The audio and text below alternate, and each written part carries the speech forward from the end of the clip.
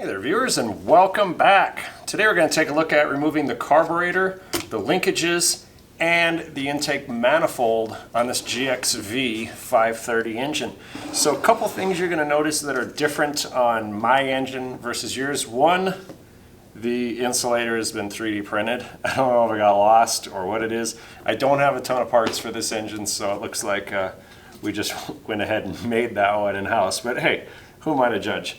The next thing is you're going to notice RTV on the intake manifold gaskets, whereas yours probably has a real gasket on that. So definitely we'll be making those, so just an FYI. Let's make it happen.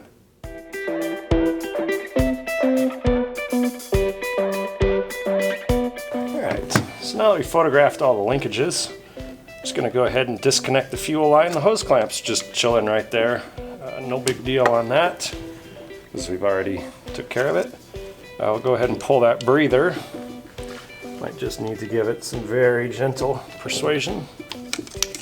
Just kind of place it off to the side there. We'll disconnect the linkages. Just get up behind it with a screwdriver. Very gently.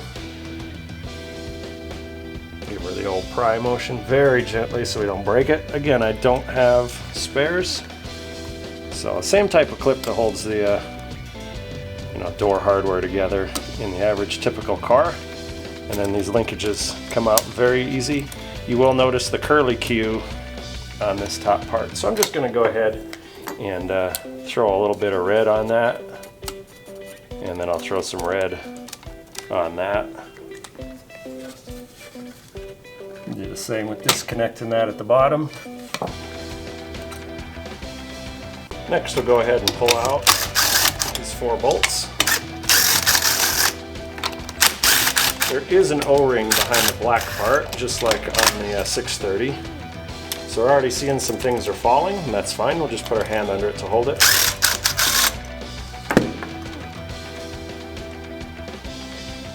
Seems we got one more linkage, and that looks like it goes for the throttle, so that's not too big of a deal.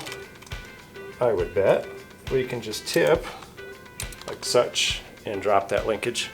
So much identical to the 630 is you have this gasket, you have the insulator, this rectangle, the insulator, and then another standard type of gasket. This has the control bracket.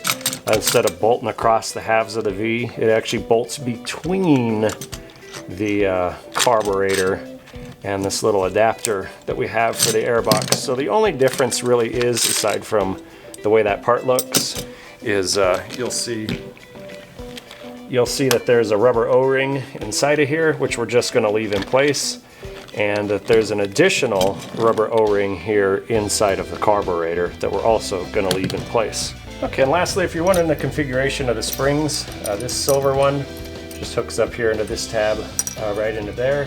And this black one, which is kind of our speed control spring here, well, they both kind of are, I guess, hooks just on this on the protrusion that this bolt threads into. So there really isn't a nice spot really for it to clip into on there. So they just kind of chill in there.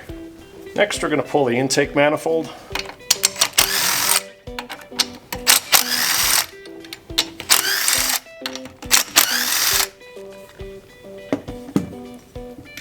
Gotta break the RTV on this one, unfortunately.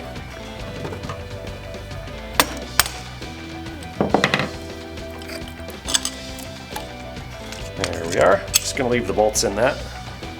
Next up, we're gonna remove the fuel pump. So he has a little hose that you can usually just kind of grab and remove. The GX630 did not have a fuel pump. I suppose it's optional. So one of them little shorties, and another little shorty. So that takes the whole fuel pump bracket off. You don't need to take out the 2 Phillips screws for that. Now that that's done and out of the way, the dipstick and this little air deflector bracket. So the dipstick's got a bolt about yay long in it, and it's of course held in by an O-ring as well.